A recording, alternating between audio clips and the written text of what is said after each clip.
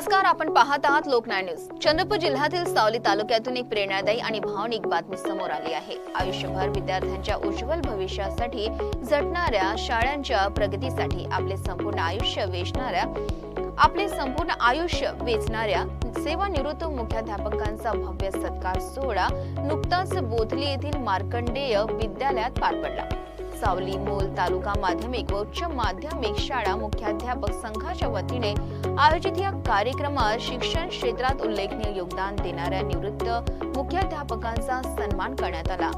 कार्यक्रमाच्या अध्यक्षस्थानी इंदिरा गांधी विद्यालय तथा कनिष्ठ महाविद्यालय पालेबारसा येथील प्राचार्य व्ही लोखंडे उपस्थित होते।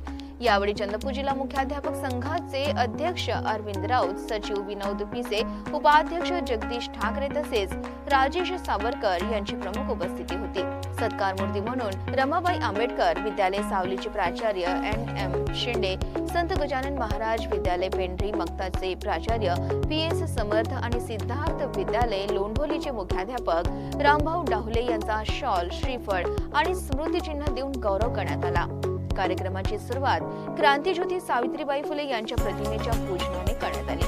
त्यानंतर सत्कार मूर्तींनी आपले सेवा काळातील अनुभव कथन करताना अनेक भावनिक आठवणींना उजाळा दिला। विद्यार्थ्यांच्या यशासाठी घेतलेले कष्ट, बदलत्या शैक्षणिक धोरणांशी जुळवून घेताना आलेल्या अडचणी, प्रशासन आणि पालकांमध्ये समन्वय साधण्याची जबाबदारी तसेच शाळेचा दर्जा उंचावण्यासाठी केलेले प्रयत्न याविषयी त्यांनी मनोगत व्यक्त केले। विशेष म्हणजे शिक्षक आणि मुख्याध्यापक हे केवळ पद नसून समाज घडविण्याचे एक मोठे दायित्व आहे, अशी भावना या कार्यक्रमातून व्यक्त झाली। अनेक विद्यार्थ्यांचे भविष्य घडविणाऱ्या या शिक्षक सेवकांच्या सन्मानामुळे उपस्थितांमध्ये अभिमानाचे आणि कृतज्ञतेचे वातावरण निर्माण झाले।